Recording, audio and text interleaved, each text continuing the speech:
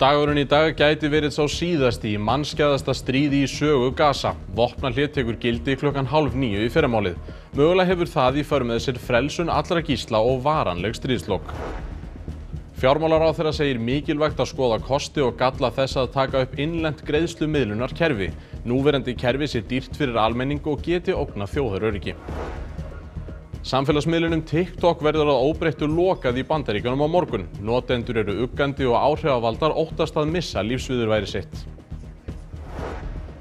Og ungar stúlkur í Hafnarfirði söfnuðu 50.000 krónum til styrktar barnaspítala Hringsins. Þær segja það góða tilfinningu að gefa af sér.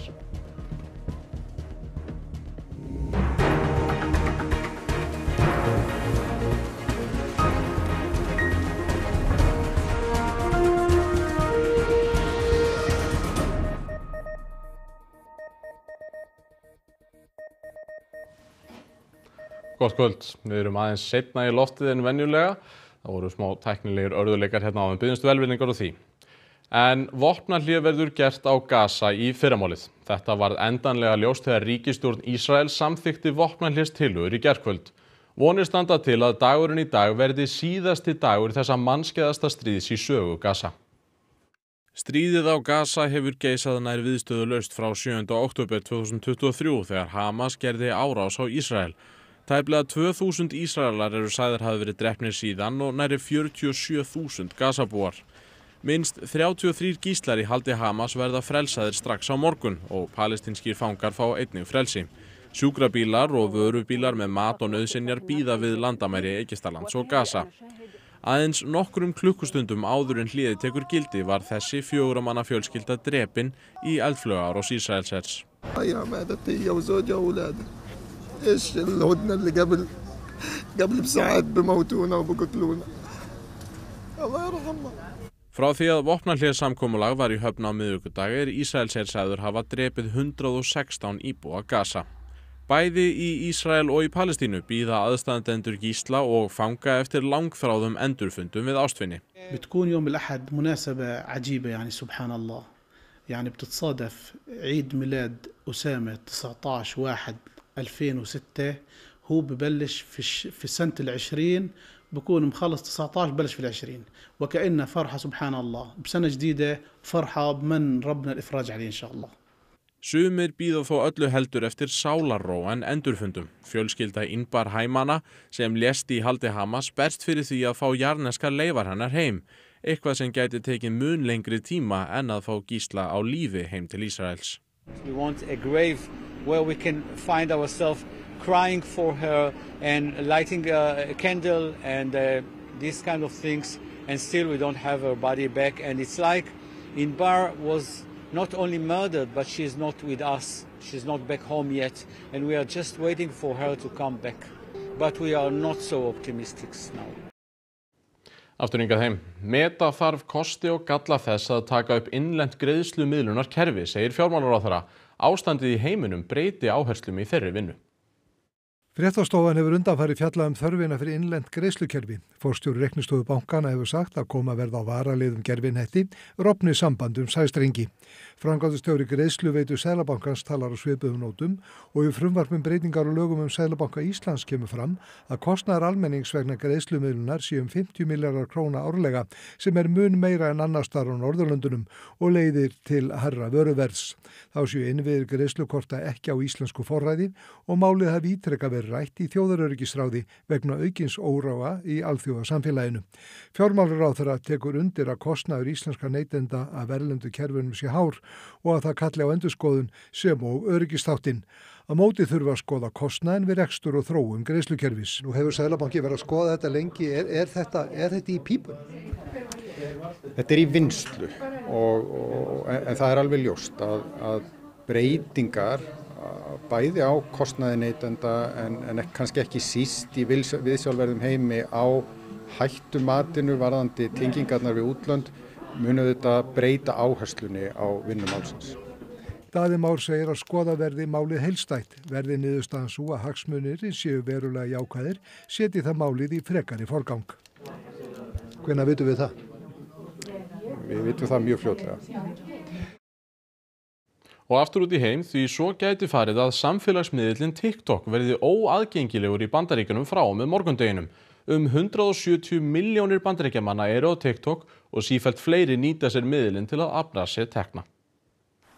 Bandarísk stjórnvöld hafa lengi verið efins TikTok, enda það í eigu kínversks fyrirtækis ByteDance. Og á tímum þar sem hægt að nýta sér persónugögn grunlausra netverja taldi Bandaríkjastjórn ekki tækt að kínverskt fyrirtæki hefði viðlíka aðgang að Bandaríkjamönnum.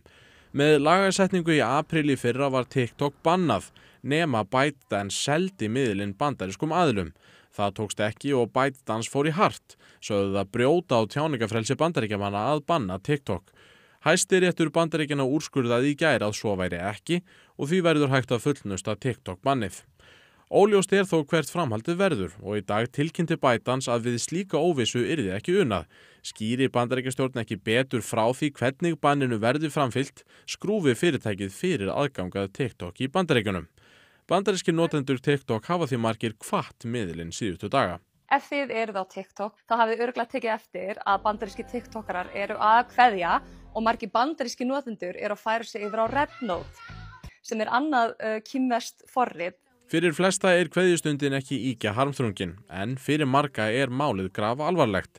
Bandarískir áhrifavaldar á TikTok skipta hundruðum þúsunda að minnstakosti og auk þess reiðir fjöldinn allur af litlum fyrirtækjum sig á TikTok. It's been heartbreaking to watch because they didn't ask small businesses what was going to happen to them, and they didn't make a plan for these families, these millions of Americans that are going to lose their livelihoods, for the hundreds of thousands of employees that are going to be laid off or let go.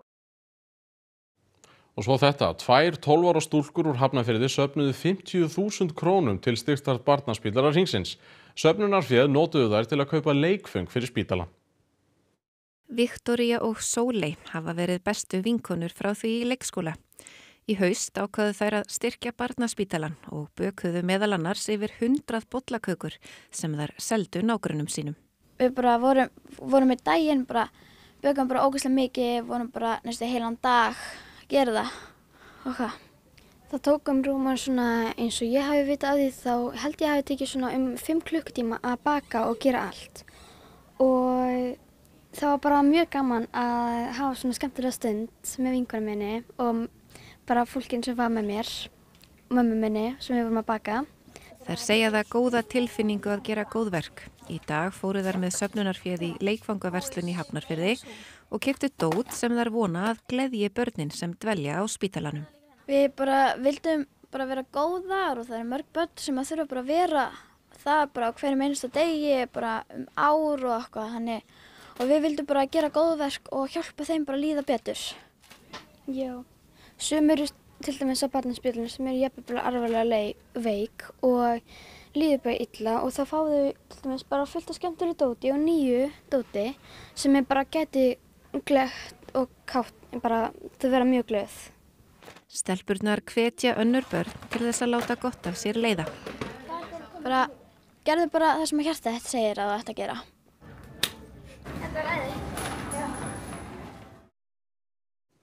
Flotta stelpur. Þá skulum við líta til veðurs. Komið sæl, það víða vonskuveður á landinu. Það reyndar skánaði eitthvað fyrir austan í dag. Við sjáum lægð sem var austan við landið og færði svona nokkuð ákveðna norðaustanátt með snjókomi þar. Hún fjarlæði smá saman og ágætis veður þá fyrir austan núna. En hins vegar versnaði veðri hér vestanlands og það eru teknar við þá hríðarviðvarnir þar. En þetta laðarsvæði það mun beina til okkar hér áfram á morgun og mánudaginn svona stífa norðaustanátt með snjókomu víða. Við sjáum stöðuna þá undir kvöld þar sem að hríðarviðvarnir gilda en fyrir austan skaplegt veður. Norðaustan hvassviðri víða hér, sérstaklega þá norðvestan til og leiðindafærð svona fjallvegum sérstaklega. En þegar kemur fram á morguninn þá svona skánar veðri hér vestanlands talsvert og jafnvel sæmilega svona bjart yfir þar en svona þungbúnar hér austan til en ágætisveður einnig þar en það verður vaxandi veður hér þá á Suðausturlandi fyrst sinn. Það kemur inn viðvörun vegna vinds, vest þá í Öræfum. En þegar líður á daginn þá versnar veðrið, kemur inn hér bakki, verður talsverð úrkoma hér fyrir austan fram á mánudaginn jafnvel og talsvert snjóflóðahætta sem fylgir. En svona skaplegast þá kannski suðvestan til á landinu en þó einhver úrkoma þar og svona rigning, slydda eða snjókoma. En síðan á mánudaginn þá verður hann svona farin að halla sig meir í norðrið en áfram talsverð úrkoma hér og snjóflóðahætta og hríðar veður og verður líklegast erfið færð fram á mánudaginn en svona smá saman dregur úr þessu og svona seinnipartinn á mánudaginn og mánudagskvöldi ætti nú að vera skapleira veður hjá okkur. Svo skulum við skoða hér Evrópuveðrið svona í lokin en við fáum ekki meiri tíma í bili, verðum að láta þetta nægja. Verið sæl. Það kom að lokum. Næstu fréttir verða sagðar í útvarpi klukkan 10 í kvöld og vefurinn rúv.is uppfærður allan sólarhringinn. Þessi fréttatími var styttir en hann átt að vera vegna tæknibilunar. Næstu eru það strákarnir okkar á HM og við skulum vona að þeim gangi betur en okkur hér. Við kveðjum að sinni, áfram Ísland.